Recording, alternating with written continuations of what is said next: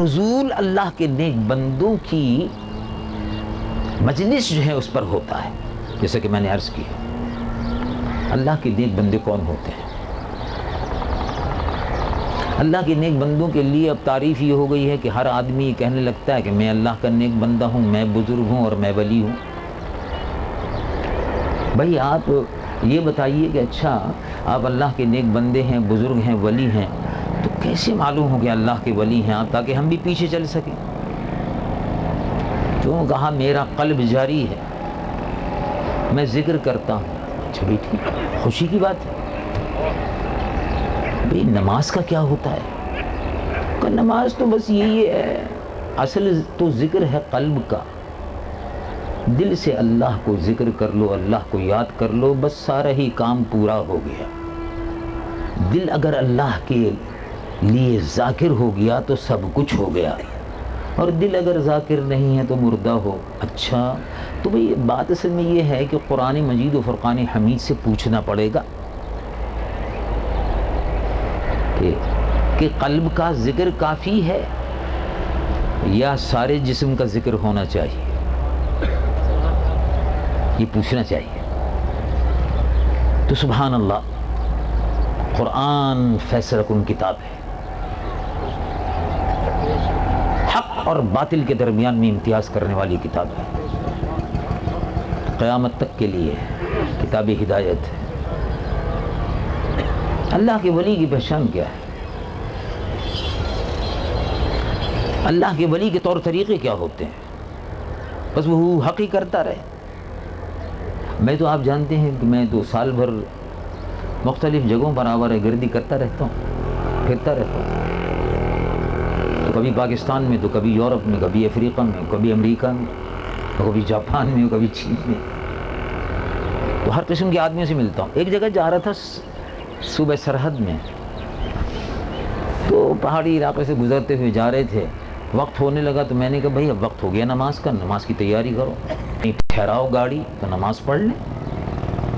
تو ایک جگہ پہاڑی علاقے سے گزر رہے تھے, وہاں جا کے ٹھہرائی گاڑی. دور سے نظر آ گیا مسجد. اچھا وہاں گئے صاحب, جلدی سے نماز کے سلسلے میں حاضر ہوئے نماز پڑھنے کے لیے. امام صاحب سے پوچھا. امام صاحب نے دیکھا کہ یہ بھی کوئی لمبا کرتا اور وہ ٹوپی وغیرہ پہنے ہوئے, صافہ باندھے ہوئے, یہ کوئی بہت بڑے عالم. میں نے کہا نہیں حضرت ہم خادم ہیں. تعارف نہیں ہوا. میں نے کہا حضرت ہم خادم ہیں, آپ پڑھائیے نماز, ہم تو قصر پڑھیں گے, اب خادم ہیں آپ پڑھائیے. وہ بیچارے دیہات کے لوگ ہوتے ہیں, امام صاحب سیدھے سادے ہوتے ہیں, وہ کو ذرا مروب ہو گیا, اس میں پتہ نہیں کون بڑا عالم آ گیا. میں نے کہا نہیں حضرت آپ کوئی فکر نہ فرمائیں, ہم خادم ہیں, ہم تو مسافر ہیں, جا رہے ہیں, آپ فکر نہ کیجیے. تو ذرا ہلکی سی سردیاں بھی تھیں, تو جبہ وبہ پہنے ہوئے تھے. تو چنانچہ نماز پڑھ لی. نماز کے بعد میں نے پوچھا حضرت آپ یہاں پر یہی رہتے ہیں؟ کہنے لگے ہاں یہی رہتا ہوں. تو میں نے کہا کہ یہ کسی بزرگ کی جگہ معلوم ہوتی. کہنے لگے ہاں ایک بزرگ, یہ ہم نے انہی کی تو مسجد بنوائی ہوئی ہے, یہ وہ بزرگ یہی رہتے. تو میں نے کہا حضرت وہ بزرگ نماز میں جماعت میں نہیں تشریف لائے, کوئی بیماری وغیرہ؟ کہنے لگے نہیں تندرست ہے. اچھا تو میں نے کہا کبھی کبھی نہیں آتے ہوں گے, اس وقت اتفاق ہوگا, کوئی مجبوری بھی تو ہو جاتی ہے نا. کہنے لگے نہیں وہ نہیں تشریف لایا کرتے, بس مسجد بنا دی ہے, آپ جیسے لوگ آ جاتے ہیں مسافر چلتے پھرتے تو پڑھ لیتے ہیں نماز. میں نے کہا حضرت خود نماز نہیں پڑھتے یہاں؟ لیکن نہیں حضرت تو نہ. اچھا ابھی ہم باتیں ویسی کر رہے تھے, میں نے کہا چھوڑو جی, پڑھتے تھے نہیں پڑھتے تھے یہ جانے, ان کا کام جانے, ہم چلو اپنے کام سے جا رہے ہیں. ہمیں جلسہ کرنا تھا مانسہرے سے ذرا آگے اوگی کی طرف جانا تھا, ادھر جا رہے ہیں. میں نے کہا کہ جیسے ہی چل رہے تھے تو وہ ایک صاحب نے کہا کہ یہی تو مکان ہے, بزرگ تو یہیں رہتے ہیں, ابھی شاید بیٹھے ہوئے بھی ہوں گے. تو میں نے کہا بیٹھے ہوئے کیا مطلب, نماز نہیں پڑھی؟ خیر ہم اندر گئے. پتہ یہ چلا کہ حضرت صاحب, اب گفتگو شروع ہو گئی, بات چیت ہو, معلوم یہ ہوا کہ حضرت صاحب نے یہ فرمایا کہ فقیر بس نماز پڑھ لیتا ہے, نماز تو پڑھ لیتا ہوں. اچھا تو حضرت یہاں مسجد تو آپ نے بنا دی, تو اسی میں آپ کی خانقاہ شریف ہے, 4 دیواری پوری کھچی ہوئی ہے باقاعدہ. کہنے لگے بس وہ ایک نماز کبھی مکہ شریف میں اور کبھی دل چاہا تو مدینہ شریف میں پڑھ لیتا ہوں. اللہ اکبر. تو میں نے کہا بھائی شاہ احمد نورانی تمہاری عمر یہ 4-5 سال کی بات ہے. تو میں نے کہا بھائی شاہ احمد نورانی تم بڑے خوش نصیب ہوئے. اللہ اکبر.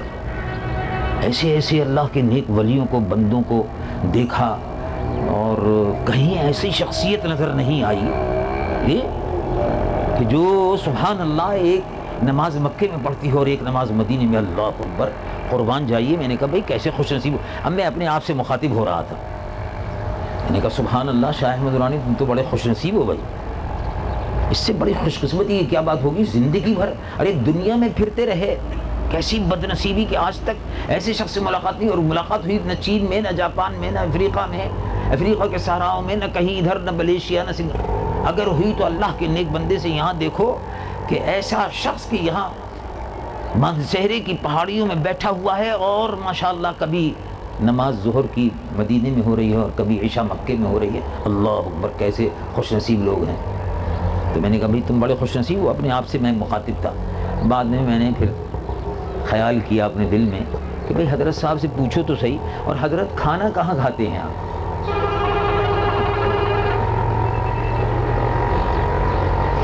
نہیں کھانا تو یہی کھاتا ہوں، پکاتے ہیں لوگ وہ کھا لیتا ہوں، یا مریدین کی دعوتیں ہوتی رہتی ہیں ماشاءاللہ لے جاتے ہیں تم۔ تو میں نے کہا سبحان اللہ، نماز مکے اور مدینے میں اور کھانا یہاں آپ کھاتے ہیں، کھانا بھی اگر وہیں آپ کھا لیا کریں تو زیادہ بہتر ہونا ہو، اس سے بابرکت کھانا کون سا ہوگا؟ یہ شیطان کا دھوکہ ہے، شیطان کا فریب ہے، اور یہ جھوٹ ہے، یہ جھوٹ ہے۔ اگر نماز اسی طرح سے مکے اور مدینے میں پڑھ لی جاتی، کیا حضور پرنور صلی اللہ علیہ وسلم جب آپ کے صحابہ رضوان اللہ علیہ مجمعین تڑپتے تھے، صحابہ رضوان اللہ علیہ مجمعین مکہ معظمہ سے جب ہجرت کر کے آئے تو تڑپتے تھے مدینے میں، بلال حبشی رضی اللہ عنہ وارضہ روتے تھے۔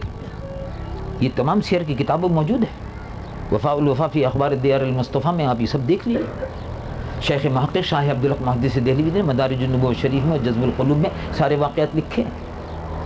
اسی پر تو حضور نے فرمایا اللہم حبب الینا المدینہ، اے اللہ مدینے کی محبت عطا فرما۔ صحابہ بے چین تھے مکہ معظمہ سے جب آئے تھے ہجرت کر کے نئے، تو حضرت بلال حبشی روتے تھے۔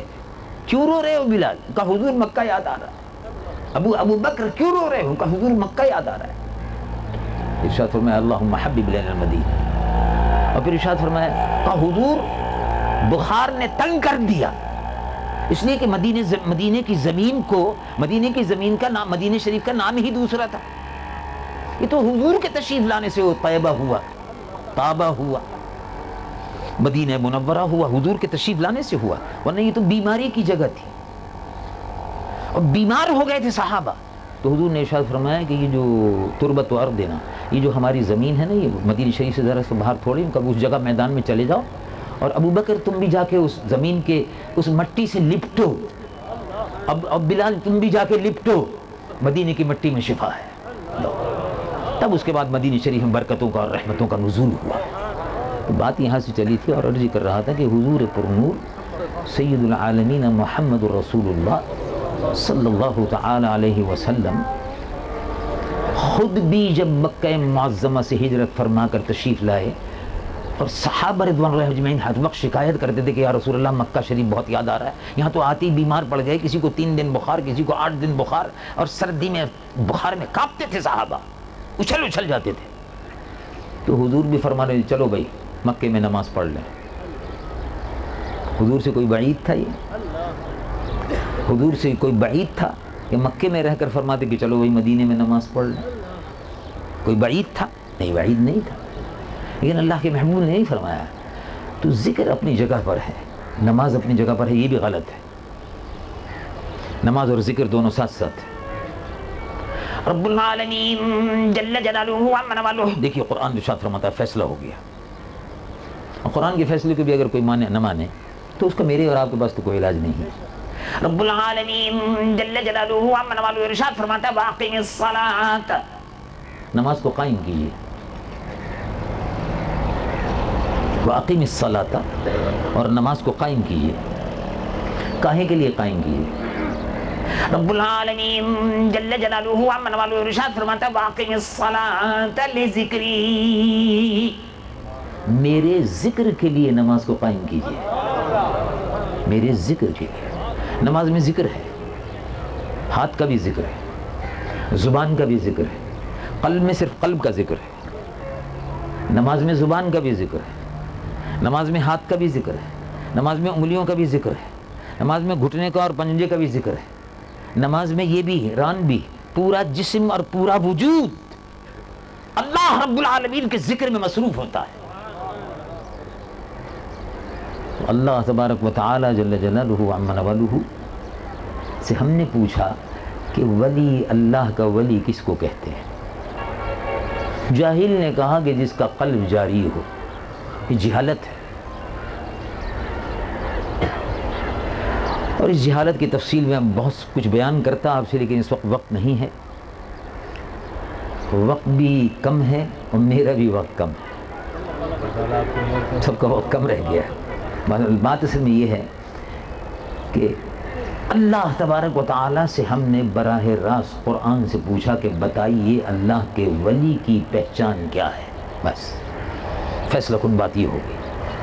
رب العالمین جل جلالہ عما نوالہ ارشاد فرماتے ہیں الا ان اولیاء اللہ،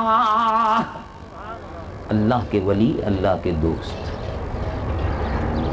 لا خوف علیہ، خوف نہیں ہوتا، اللہ کے ولی کو خوف نہیں ہوتا، کسی قسم کا کوئی رنج نہیں ہوتا، بے خوف اور بے نیاز رہتا ہے۔ آخرت، دنیا اور آخرت، یہاں جس قسم کے بھی مناظر دیکھنے میں آتے ہیں تو ان سے وہ بالکل بے غم ہوتا ہے۔ تو اس کی پہچان کیا ہے؟ یہ تو بہت بڑی بات ہے۔ لا خوف علیہم ولا هم یحزنون، اس کی پہچان کیا ہے اللہ کے ولی کی؟ وہ کہا اللہ کا ولی وہ ہے جب چرس کا دم لگاتا ہے تو لگے دم اور مٹے غم، اور معلوم ہوا کہ بس بے غم ہو گیا۔ اللہ اکبر، اچھا تو بھی یہ تو حرام ہے، تو چرس پینے سے بے غم ہو گیا، کسی چیز کا غم نہیں رہا، بے غم ہے۔ تو لوگ کہنے لگے کہ دیکھیے صاحب بے غم ہے، چرس پی لی، دم لگا لیا، چرس پی لی اور اب یہ بے غم ہے، بھئی یہی اللہ کا ولی ہے۔ معاذ اللہ، معاذ اللہ، توبہ توبہ، استغفر اللہ۔ جن مسلمانوں کے پاس قرآن موجود ہے، جن مسلمانوں کے پاس احادیث مبارکہ کا عظیم الشان